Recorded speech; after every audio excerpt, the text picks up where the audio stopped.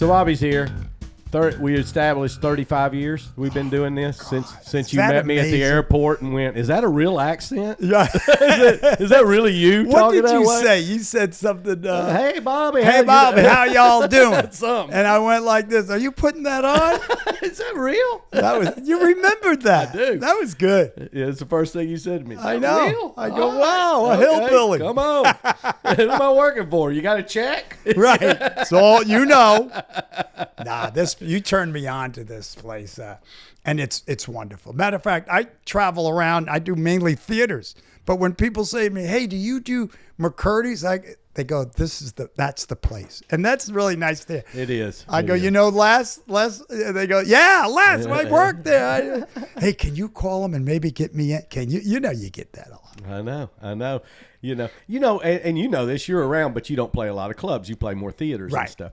But you know, we're getting more and more of the celebrities and stuff simply because there just isn't that many rooms that, you know, are really fun to work. I hear that over and over. I mean, they're out there, but not a bunch. Well, they're lying to you because theaters during the pandemic, they basically closed down. If I was making 15 to 18,000 at a theater, but you were selling 1,500 tickets, then it went down to 5. So they would ask you, "Can you do it for 5,000?" And I'd always say, "You know what? Why don't we wait until things get better?" And like that. And I did that. Then I worked some clubs, and I noticed all the good ones were working clubs, and now they're staying in them, a lot of them. And I go, interesting. And now I'm going back to the theaters, and I have for the last 9 months, and they're back. Yeah. I think everything's back. And with what's happening in this country, you know, oh my God, from politics to the environmental stuff. You know, I'm in California, the fires. It's crazy. It's crazy. I saw a guy. This was the best on talking about the climate change and everything. Right. So scientist, you know, guy, and he was the first guy that said something that made fucking sense. Right. And he goes, you know, when it all comes down to brass tacks, our planet's been through this several times.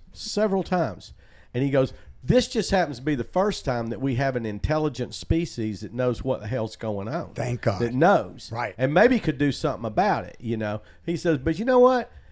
It comes down to one word. It's always come down to one word no matter what's happening out there. Survival. Right. You either decide to survive or succumb. Decide what you want to do with what's going on. And people ask me because me and Celine Dion performed at Trump's first inauguration. Right. And when I got introduced, ladies and gentlemen, please welcome comedian, because I've known him, comedian Bobby Collins. I guess we got a new president. All his ass like, and then I go, I guess orange is the new black. I got more news agencies. Did you say? I go, I don't know what you're talking about. But you had met him before. Oh, I've known him. Yeah, in I've New known York. him. We had dinner. Yeah. And the fact that this country, between you and I, and whoever's listening, the fact that this country voted for this guy, besides the impeachment, besides a convicted felon, besides the rape, is amazing to me. It is. Because from knowing him, con man, a total con artist. And the fact that people don't see that. Remember, he's the voice of the less intelligent. Well, and they believe him. Well, you know, it's. I think the way, and we hadn't talked much politics on this, but you know, when it comes down to it, he's he's a hustler to the 10th power. He's fucking fantastic at it. You know, he learned his shit from wrestling. From the WWF, he learned a lot of his marketing strategies from Why, did he have a lot to do with it? He was buddies with what's his name, McMahon. Yeah, they were buddies and stuff. So interesting. So he learned, and so when this is stuff I've read about. Right. When he got the Apprentice show for the first time, had a television show, he just applied that strategy, right, and it works. It works like a charm. And I remember after the first election was over with, and nobody thought he'd won, and he would win until he won. Right. I saw a political strategist and he goes, I had a feeling he was going to win about 3 months before the election. I'll tell you why. I was watching the way he was handling his campaign. He was handling his campaign the way a marketing strategist tries to get a #1 hit show. Right. He goes, and everybody else wasn't.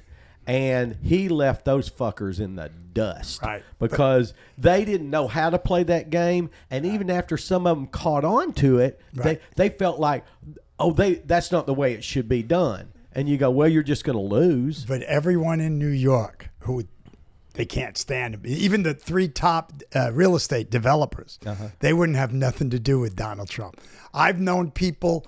I know a guy, a good guy, and his father did about 40 rooms from him in the hotel. And he went over to Donald after the 40 and he said to him, can I get paid now? And he said, I'm not paying you. He goes, what do you mean? He goes, I don't like your job. But you did. He goes, you've never come over and seen it. He goes, sorry. And the guy sued Donald. This is how his strategy is. He pulled it out. The guy went bankrupt. Then I'm working in the casino in Atlantic City. And the girl, big casino. Was it the Taj Mahal? Yes. The one out by the water? The one out by the water. Yeah, I worked that one too. Yeah, and I'm working there. And the girl, she's got the headphones on. She's doing all the sound. The opening act was on. Right. She goes, Bobby, how have you been? I go, good. I go, how's everything here? I go like this. Oh, I'm going to throw a name at you because I heard things were going on. Trump. She took her thing off. She threw it on. She goes, that son of a bitch. He owed from his casino $637 million, and the government said to him, if you don't pay, we're closed. 3,000 people were fired. That's sad. That was that big main one, right? I remember that. Yes. You know, when I was working, me and Ken's sons were working that one over by the water, right? And we were in the lounge. They were doing a regular week in the nice. Viva's Lounge. That's all right. Yeah, it was fine. It was fine. Nice place, great. So we're in there. We're on stage, right? And Ken and I were a comedy team then. So I see at the bar. The bar was kind of lit up. I see a man standing at the bar, tall, 3-piece suit, very dapper, and I'm thinking, fuck, that must be the GM or something come down, kind of see what the fuck we're doing, right? Walk off stage, it's Steve Rossi of Allen and Rossi. Oh, really? Yes. Nice. He's standing there. I was like, oh, my God. And he goes, yeah, I heard there was another comedy team in town. Thought we'd come down here. Nice. So he hung out with us. He was the nicest guy. And to me, that's always a thrill when you meet those guys that you watched growing up. On Carson and Ed Sullivan and all that stuff. And there they are, I was honored, and people come over to me. I don't put it in my intro, but I was honored to open for a tour with Cher, Sinatra, Julio Iglesias, Dolly Parton. People say, why don't you mention? I go, no, it was just an honor to do that. Sure, absolutely. I was like, oh. Yeah, it's great fun. And to work in clubs, to work your new material, and as well as your old and mix it, people loved it. Oh, it's lovely. Yeah. It's lovely. Well, your crowd, and we say it all the time, your crowd is more loyal. I don't know another comedian that has an audience as loyal. Seriously. They come. Because generally, if anybody's out there for a while and they build an audience and then all of a sudden they're just not on television, regular TV anymore, those numbers fucking nosedive. Your crowd's like country and western crowds are that way. Right. They're loyal to death. They come. They're loyal to death. It makes me feel great. Oh, that's awesome. And I get told by most theaters, you have the most mixed audience from young, middle-aged to old. I go, thank you. And I hear that a lot. We had several young people. I know. Up on it was the front adorable. row there. It was great. Hey, we were talking earlier about, and people may know about you and may not, but I know that basketball is your fitness thing. I just love it. Well, and that's your fitness, right? Oh, and I run. And you run. Because I got older. Yeah. How do your knees do with the running? Oh, I feel the right one a lot. I had to quit running. I mean, I tore my ACL and meniscus back in high school. Your ACL? Uh-huh. Wow. In high school? In high school football, and then I got it. Of course, back then, there was nothing they could fucking do. There was no laser surgery or they shit. They didn't know. Right. I remember the guy, he goes, I don't know what you've done to your knee, but, basically he goes, you messed it up. Right, that's it. And it was my junior year in high school spring practice. And so he goes, He goes, I don't know. You want to operate on this thing? I said, I don't know. Hey, you're the doctor. He goes, you plan on playing sports in college? I go, I barely play sports in high school. Right. I said, I'm 5'6" and weigh 140 pounds. No. And so then I kind of got it back in shape and tried to go back to wrestling. And then it just, in one wrestling match, just blew it out. But then I found out it was that, and I just can't. But I do the other shit. I do other shit. I played ball in Buffalo. Right, at Buffalo, University of Buffalo. Yeah, and at the end of the season, the Clippers, they was called something else. They had a different name. And they asked me if I'd like to come for a tryout. I go, of course. These guys were so much better that afterwards they said, you can keep the uniform. I said, thank you. Were you a forward guard? No, guard. Guard, yeah. That reminds me of a story of my uncle played ball back in the 50s, played football. And he played guard, but he was only 5'9". Right. But he weighed 260 pounds. Right.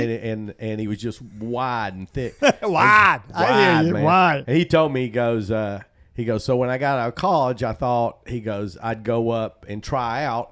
So he goes, I went up to the Detroit Lions and, walked on to try out. Of course, back then they were paying linemen $5,000 a year or some bullshit. Remember that? Now, millions. Exactly. He said he went up there. He said, before I ever hit the practice field, about the third guy that walked by me and patted me on top of the head and said, yeah, come on out here and play with this kid. He goes, I just went the fuck home. He said, crazy. I was just going to get killed. But so Buffalo, are you a Buffalo fan?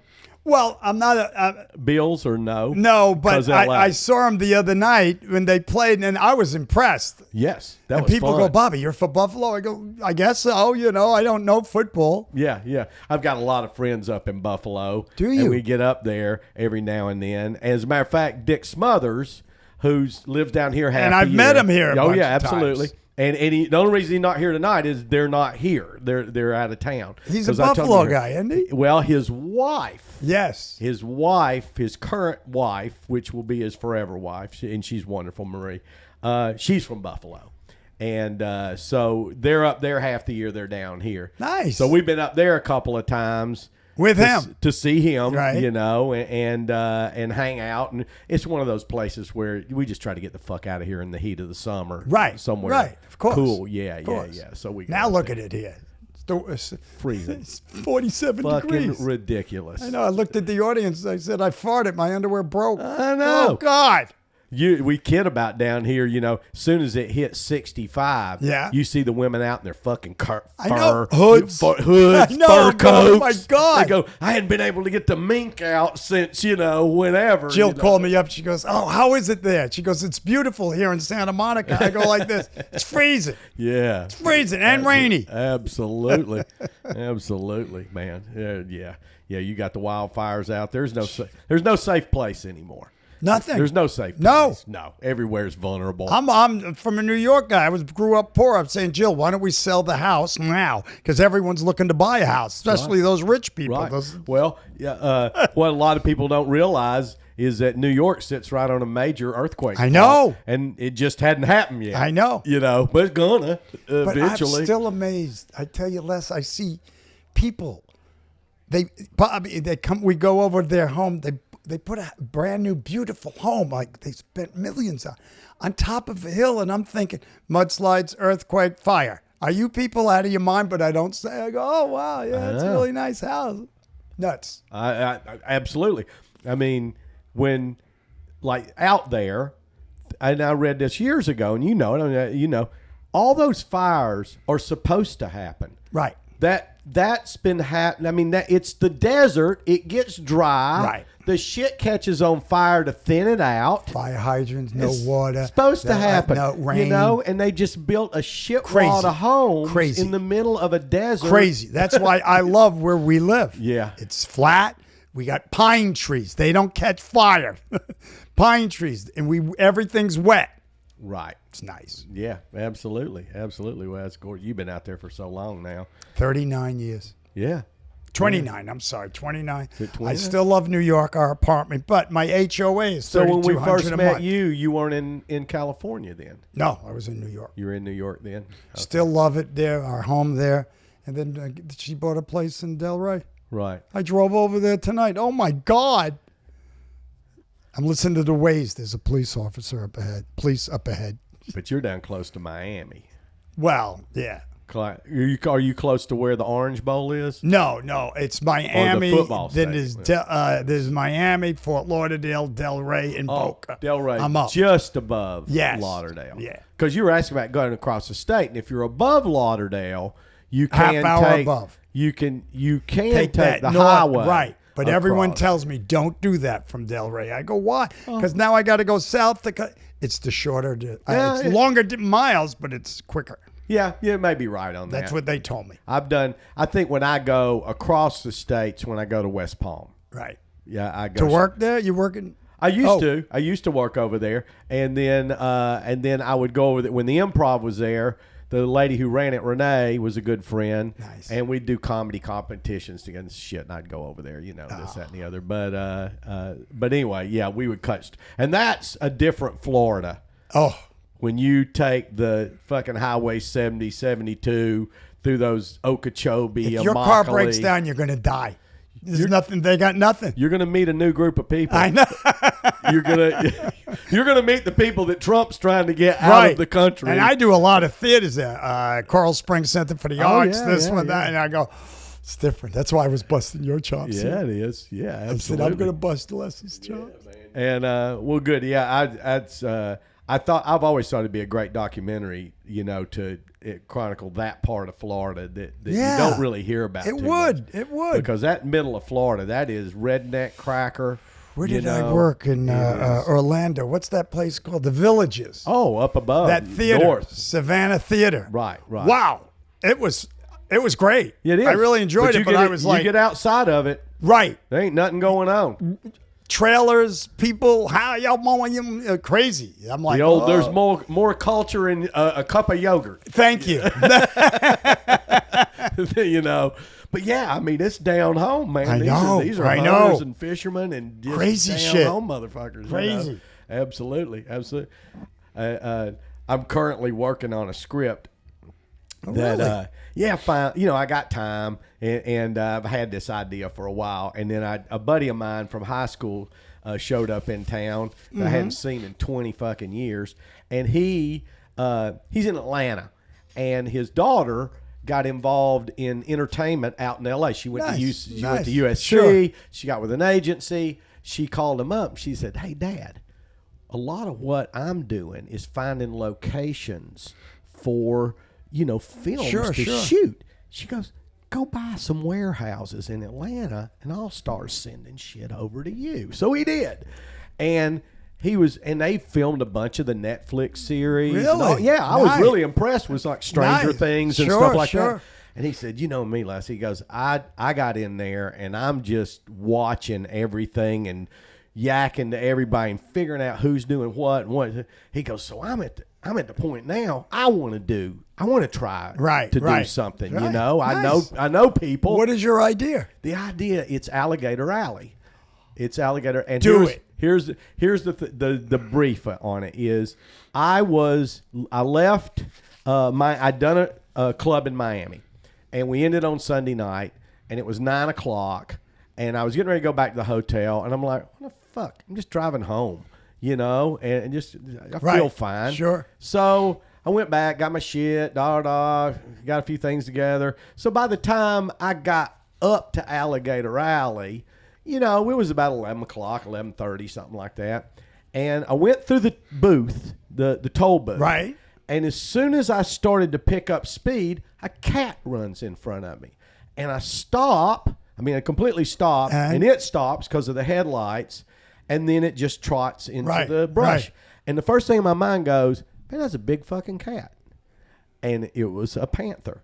Is that but right? Your mind doesn't go, oh, there's a panther, because you've never seen a fucking panther. Right. But I thought, man, that cat's as big as a big dog. I'm coming here today and I see a dead alligator, but a small one. And I was like, I called up Jill. Right, Jill, you're not going to believe I'm an alligator alley. I just saw a little alligator. It was dead on the side. Fuck yeah. Well, I take off. So I'm going. It's July. It's hot as fuck. And, it's just typical July day. And so by the time I'm out there, it's 12:30 at night. So luckily I was in Pam's car, which she had a Volkswagen Jetta at the time. My car was a little like Honda Civic size car. Right. Luckily I wasn't in that car. And I'm going about 80, 85 miles an hour. Right. And I see in the distance something in the road. And I don't know what. And this is when Alligator Alley was 2 fucking lanes. Right. 2 lanes on a dike. Right. And if you went off that motherfucker, you are in the glades. Right. You are in the water. And so I see it. And then as I'm getting closer, I can see it's an alligator. And it's so fucking big, it's almost covering the whole lane. I mean, that's a 12-foot. Right, that's a 1,000-pound. I mean, that's a big motherfucking animal. And I'm going at it. And your mind is working so fast, just by instinct. Sure. And I remembered my uncle, who I told you went up to the Detroit lines, that same guy. Yeah. He was a big outdoorsman. He always told us after we learned to drive, he said, if you're ever out in the country and you're driving, and you're going pretty fast, and a deer, a cow, something big comes in front of you, don't hit your brakes and try to avoid it. Because 2 things will happen. One, you'll end up off the road and you'll hit a fucking tree or something. Or when you hit that animal, he'll roll up through your windshield and crush your ass. He goes, floor it. Because then you're more likely to deflect the animal off. Interesting. Makes logical sense. Yeah. It came from my uncle. He didn't graduate from college. And so I didn't know if there was any scientific, but he said that. So I just thought, fuck, that's what he said. So I fucking floored it. And as I'm coming up on that gator, going 85, 90 miles an hour, he turns and that mouth opens up to attack the front of my car, which is what he did. I hit him. I mean, you felt like you hit a log. You felt like a tree log. Went over the top of him. I'm still going. I went over him and I'm still going, but I'm just waiting for my car to fucking stop. Right. Because I know I've ripped off an oil pan, busted an axle, something the fuck is happening. And? Kept going. Nothing. Good God. Got all the way home. Good job. Got up Pam was asleep. Got up the next morning. I told her what happened. We looked under the car. The backbone of that gator this long was hanging from a piece of metal on the Oh God. Right. So I started thinking about what if the car had stopped? There's nobody on Alligator Alley late at night. It's summer.